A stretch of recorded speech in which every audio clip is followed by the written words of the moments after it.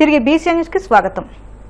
కోనసీమ తిరుమల వాడపల్లి శ్రీదేవి భూదేవి సమేత శ్రీ వెంకటేశ్వర స్వామి 13వ వార్షిక బ్రహ్మోత్సవాలు 3 రోజులు బ్రహ్మాండంగా నిర్వహించారు.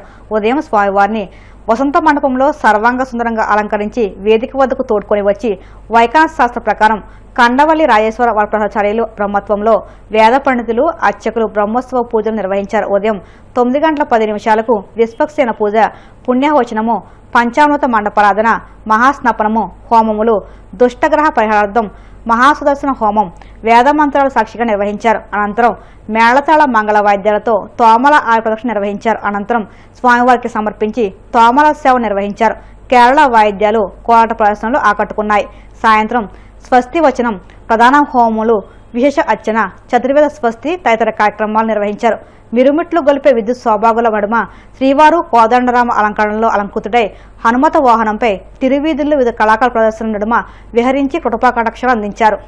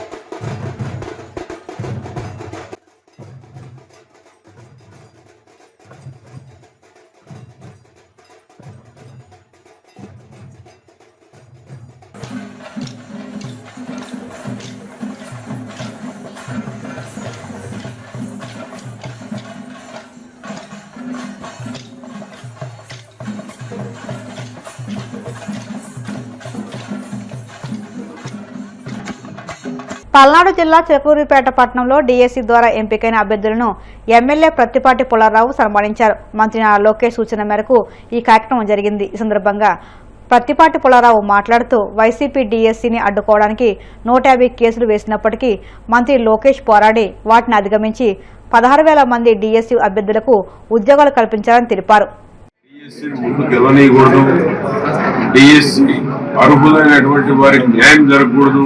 అని వైసీపీ వాళ్ళు 150 కేసులు వేస్తే లోకేష్ బాబు గారు 150 కేసులను కూడా అధిగమించి కేసుల మీద పోరాడి 16,000 మంది డిఎస్సీలు సెలెక్ట్ చేసి రిజల్ట్ ఇవ్వడం జరిగింది.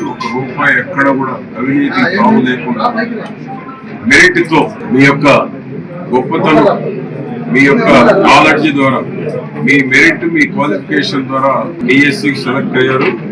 సెలెక్ట్ అయిన వారందరినీ అభినందిస్తా ఉన్నాం. అది మీ గొప్పతనం. చంద్రబాబు గారు ఏ రోజైతే ముఖ్యమంత్రి అయ్యారో ఆనాటి నుంచి టీచర్ల డిఎస్సి సెలక్షన్ లో ₹1 ఖర్చు లేకుండా, పొలిటికల్ చుట్టూ తిరిగే పని లేకుండా, మీ మెరిట్ తోటి, మీ క్వాలిఫికేషన్ తోటి మీరు ఉద్యోగం పొందేటువంటి అవకాశాన్ని కల్పించినటువంటి నాయకుడు చంద్రబాబు నాయుడు. లోకేష్ బాబు గారి యొక్క సూచనల మేరకు ఎవరి నియోజకవర్గంలో వాళ్ళు డిఎస్సి సెలెక్ట్ అయినటువంటి వారిని ఒకసారి పిలిచి చిలకలూరుపేటలో 48 మంది సెలెక్ట్ అయ్యారు. 48 మందిని ఒకసారి సత్కరించాలి. 48 మందిని ఏ నియోజకవర్గానికి ఆ నియోజకవర్గంలో 175 నియోజకవర్గాల్లో ఎవరికి వారు లిస్టు పంపించి వారిని సత్కరించాలి అనేటువంటిది పార్టీ నిర్ణయం తీసుకోవడం జరిగింది. దానిలో భాగంగానే ఈరోజు సెలెక్ట్ అయినటువంటి వాళ్ళందరినీ పిలిచి వారిని సత్కరించి వారి గొప్పతనాన్ని, ఎన్నో ఏళ్లుగా ఎదురు చూస్తున్నటువంటి వారి యొక్క కళని కూటమి ప్రభుత్వం నెరవేర్చింది. వారందరూ కూడా ఈరోజు శుభాకాంక్షలు తెలియజేయడం జరుగుతూ ఉంది.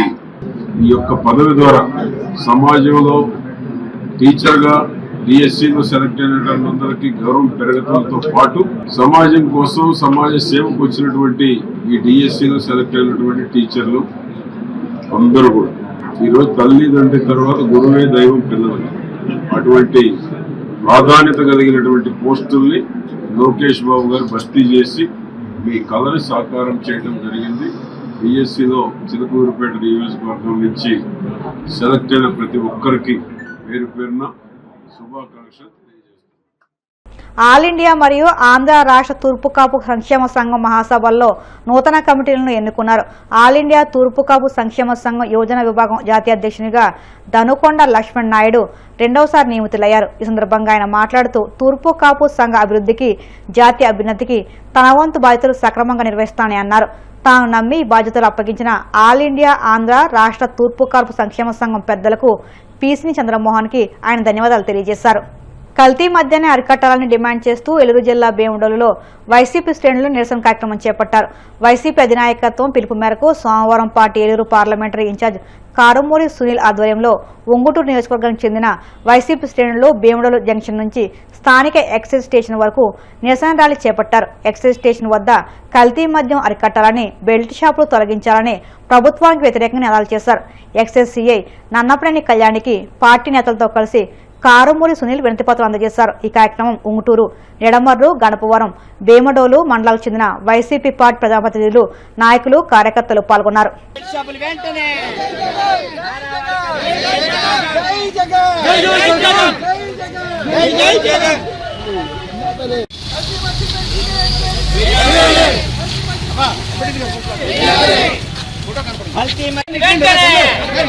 నారావారి కల్తీ మద్యాన్ని వెంటనే, నారావారి కల్తీ మద్యాన్ని వెంటనే, నారావారి కల్తీ మద్యాన్ని వెంటనే, కల్తీ మద్యాన్ని వెంటనే, నకిలీ మద్యంపై సిబిఐ ఎంక్వైరీ వెంటనే, నకిలీ మద్యంపై సిబిఐ ఎంక్వైరీ, నారావారి కల్తీ మద్యాన్ని వెంటనే, నారావారి కల్తీ ఆ రోడ్ లో కొంచెం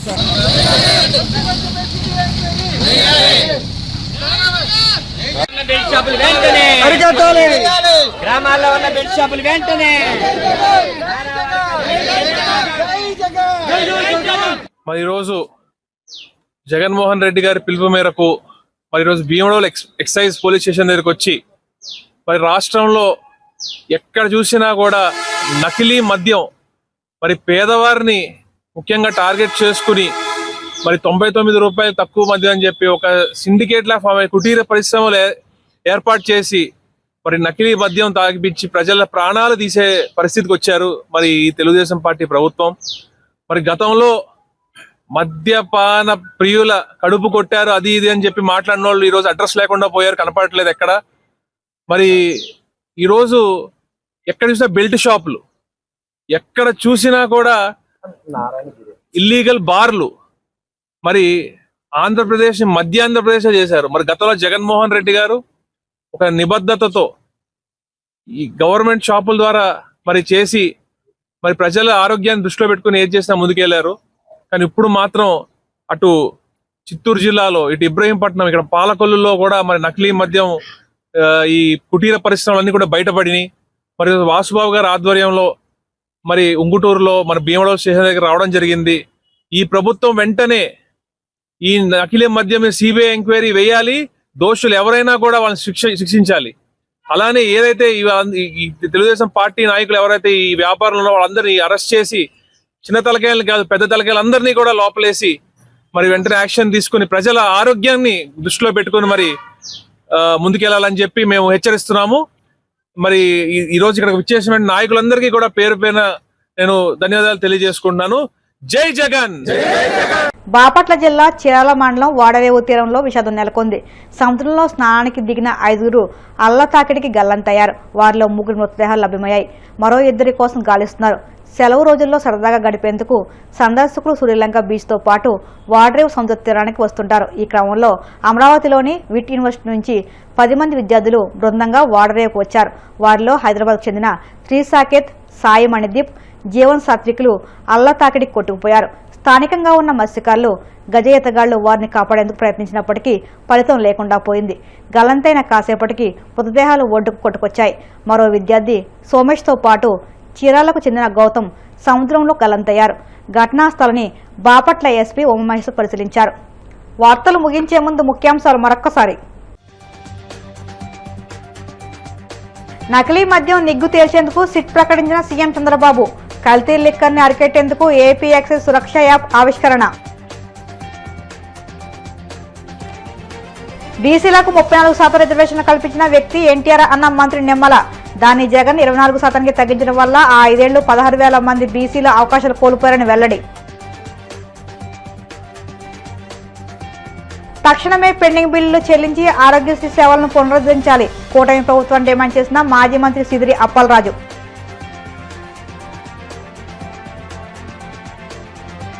వాడపల్లిలో వైభవంగా వెంకటేశ్వర స్వామి 13వ వార్షిక బ్రహ్మోత్సవాలు. 3వ రోజు కోదండరామ అలంకారంలో హనుమత వాహనంపై తిరువీధుల్లో విహరించిన శ్రీవారు. ఈ వార్తలు ఇంతలో సమాప్తం. మరిన్ని వార్తల కోసం BCN digital YouTube channel, Facebook పేజీని ఫాలో అవ్వండి. అప్డేట్ వార్తల కోసం ప్లీజ్ సబ్స్క్రైబ్.